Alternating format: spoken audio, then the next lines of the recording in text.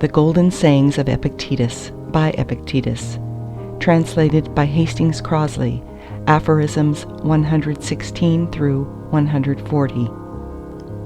Number 116. Ask me if you choose if a cynic shall engage in the administration of the state. O fool, seek you a nobler administration than that in which he is engaged?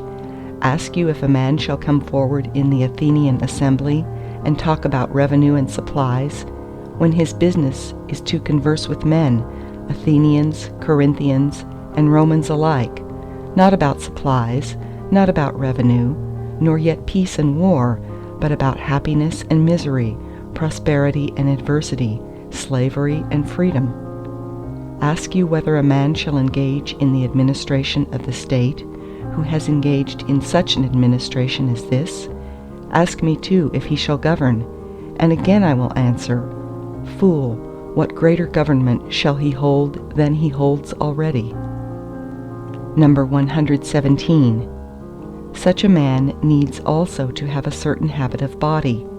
If he appears consumptive, thin and pale, his testimony has no longer the same authority. He must not only prove to the unlearned, by showing them what his soul is, that it is possible to be a good man apart from all that they admire, but he must also show them, by his body, that a plain and simple matter of life, under the open sky, does no harm to the body either. See, I am proof of this, and my body also, as Diogenes used to do, who went about fresh of look, and by the very appearance of his body drew men's eyes. But if a cynic is an object of pity, he seems a mere beggar, all turn away, all are offended at him. Nor should he be slovenly of look, so as not to scare men from him in this way either. On the contrary, his very roughness should be clean and attractive. Number 118. Kings and tyrants have armed guards wherewith to chastise certain persons, though they themselves be evil. But to the cynic conscience gives this power, not arms and guards. When he knows that he has watched and labored on behalf of mankind, that sleep hath found him pure, and left him purer still, that his thoughts have been the thought of a friend of the gods, of a servant, yet one that hath a part in the government of the supreme God, that the words are ever on his lips. Lead me, O God, and thou, O destiny, as well as these. If this be God's will, so let it be. Why should he not speak boldly unto his own brethren, unto his children, in a word, unto all that are akin to him? Number 119. Does a philosopher apply to people to come and hear him? Does he not, rather, of his own nature, attract those that will be benefited by him, like the sun that warms, the food that sustains them? What physician applies to men to come and be healed? Though indeed I hear that the physicians at Rome do nowadays apply for patients. In my time they were applied too. I apply to you to come and hear that you are in evil case, that what deserves your attention most is the last thing to gain it, that you know not good from evil, and are in short a hapless wretch, a fine way to apply, though unless the words of the philosopher affect you thus, speaker and speech are alike dead. Number 120. A philosopher's school is a surgery. Pain, not pleasure, you should have felt therein, for on entering none of you is whole. One has a shoulder out of joint, another an abscess, a third suffers from an issue, a fourth from pains in the head. And am I then to sit down and treat you to pretty sentiments and empty flourishes, so that you may applaud me and depart, with neither shoulder, nor head, nor issue, nor abscess a whit the better for your visit? Is it then for this that young men are to quit their homes, and leave parents, friends, kinsmen, and substance, to mouth out bravo to your empty phrases? Number 121. If any be unhappy, let him remember that he is unhappy by reason of himself alone. For God hath made all men to enjoy felicity and constancy of good. Number 122. Shall we never wean ourselves? Shall we never heed the teachings of philosophy, unless perchance they have been sounding in our ears like an enchanter's drone? This world is one great city, and one if the substance whereof it is fashioned. A certain period indeed there needs must be, while these give place to those. Some must perish for others to succeed, some move and some abide. Yet all is full of friends, first God, then men, whom nature hath bound by ties of kindred each to each. Number 123. Nor did the hero weep and lament at leaving his children orphans, for he knew that no man is an orphan, but it is the Father that careth for all continually and for evermore. Not by mere report had he heard that the supreme God is the Father of men, seeing that he called him Father, believing him so to be, and in all that he did had ever his eyes fixed upon him. Wherefore, in whatsoever place he was given him to live happily. Number 124. Know you not that the thing is a warfare? One man's duty is to mount guard, another must go out to reconnoitre, a third to battle. All cannot be in one place, nor would it even be expedient. But you, instead of executing your commander's orders, complain if aught harsher than usual is enjoined, not understanding to what condition you are bringing the army, so far as in you lies. If all were to follow your example, none would dig a trench, none would cast a rampart around the camp, none would keep watch or expose himself to danger, but all turn out useless for the service of war. Thus it is here also. Every life is a warfare, and that long and various. You must fulfill a soldier's duty and obey each order at your commander's nod.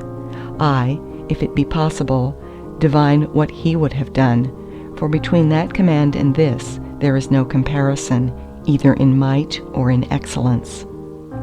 Number 125. Have you again forgotten? Know you not that a good man does nothing for appearance sake, but for the sake of having done right? Is there no reward then? Reward? Do you seek any greater reward for a good man than doing what is right and just? Yet at the great games you look for nothing else. There the victor's crown you deem enough. Seem it to you so small a thing and worthless, to be a good man and happy therein? Number 126. It befits thee not to be unhappy by reason of any, but rather to be happy by reason of all men, and especially by reason of God, who formed us to this end. Number 127. What? Did Diogenes love no man, that he was so gentle, so true a friend to men as cheerfully to endure such bodily hardships for the common weal of all mankind? But how loved he them? As behooved a minister of the supreme God, alike caring for men and subject unto God. Number 128. I am by nature made for my own good, not for my own evil.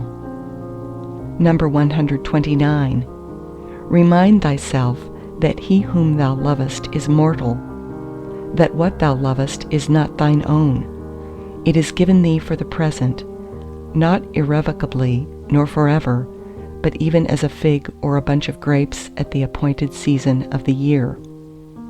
But these are the words of evil omen. What? Callest thou aught of evil omen, save that which signifies some evil thing? Cowardice is a word of evil omen, if thou wilt, and meanness of spirit, and lamentation and mourning, and shamelessness. But do not, I pray thee, call of evil omen a word that is significant of any natural thing. As well call of evil omen the reaping of the corn, for that means the destruction of the ears, though not of the world. As well say that the fall of the leaf is of evil omen, that the dried fig should take the place of the green, that raisins should be made from grapes. All these changes from a former state into another, not destruction, but an ordered economy, a fixed administration.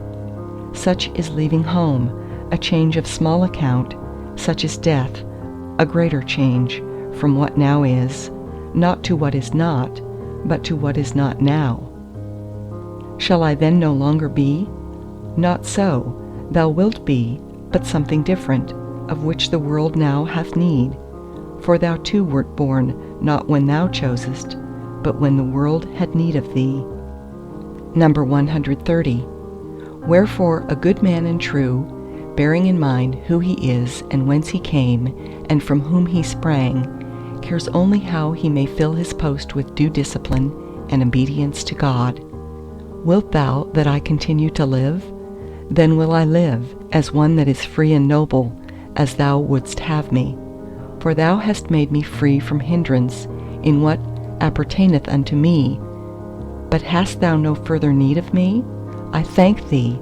Up to this hour have I stayed for thy sake, and none other's, and now in obedience to thee I depart. How dost thou depart? Again I say, as thou wouldst have me, as one that is free, as thy servant, as one whose ear is open unto what thou dost enjoin, what thou dost forbid. Number 131. Whatsoever place or post thou assignest me, sooner will I die 1,000 deaths, as Socrates said, than depart it. And where wilt thou have be me? At Rome of Athens, at Thebes, or on a desert island? Only remember me there. Shouldst thou send me where man cannot live as nature would have him, I will depart, not in disobedience to thee, but as though thou wert sounding the signal for my retreat. I am not deserting thee, far be that from me. I only perceive that thou needest me no longer. Number 132. If you are in Gyaros, do not let your mind dwell upon life at Rome, and all the pleasures it offered to you when living there, and all that would attend your return. Rather be intent on this, how he that lives in Gyaros may live in Gyaros, like a man of spirit. And if you are at Rome, do not let your mind dwell upon life at Athens, but study only how to live at Rome. Finally, in the room of all other pleasures put this, the pleasure which springs from conscious obedience to God. Number 133. To a good man there is no evil, either in life or death. And if God supply not food, has he not, as a wise commander, sounded the signal for retreat and nothing more? I obey, I follow, speaking good of my commander and praising his acts. For at his good pleasure I came, and I depart when it pleases him. And while I was yet alive, that was my work, to sing praises unto God. Number 134. Reflect that the chief source of all evils to man, and of baseness and cowardice, is not death, but the fear of death. Against this fear then, I pray you, harden yourself. To this let all your reasonings, your exercises, your reading tend. Then shall you know that thus alone are men set free. Number 135.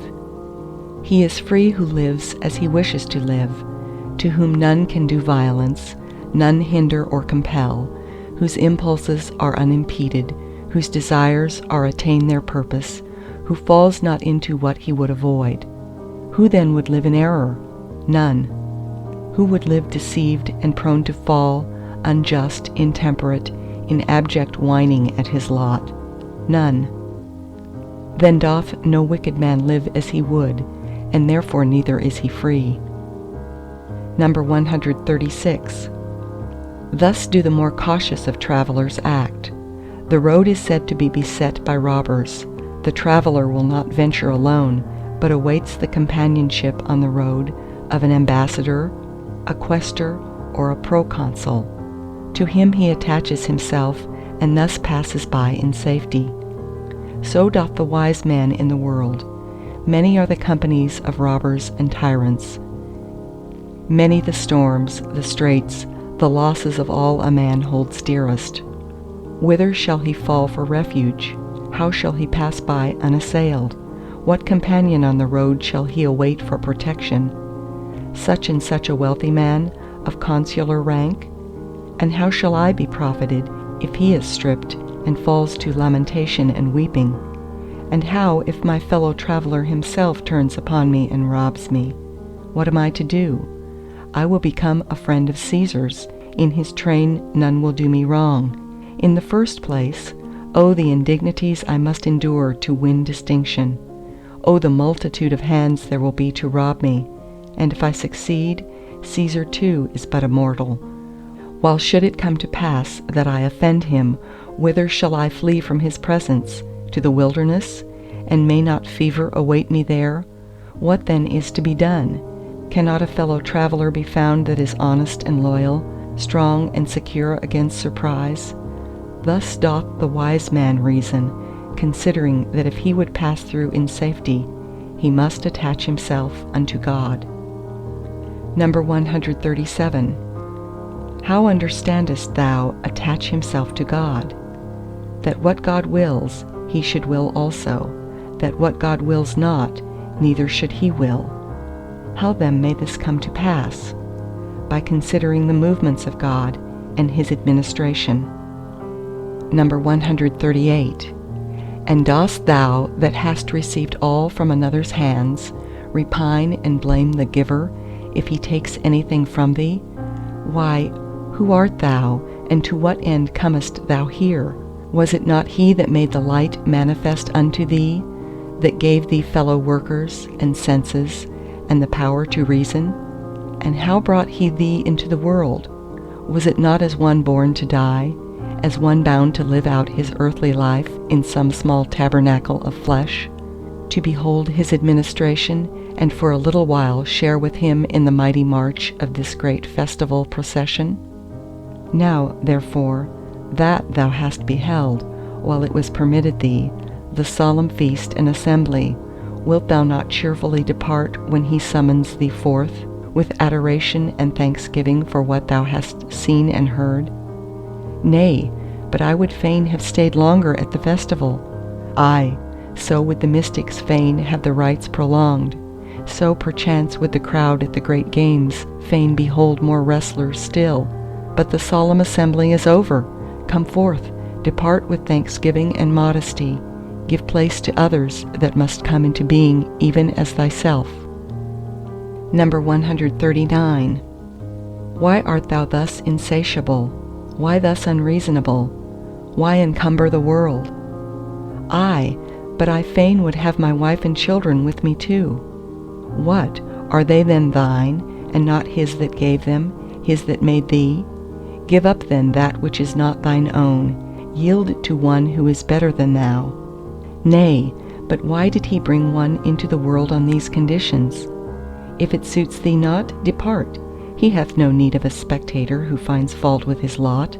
Them that will take part in the feast he needeth, that will lift their voices with the rest that men may applaud the more, and exalt the great assembly in hymns and songs of praise.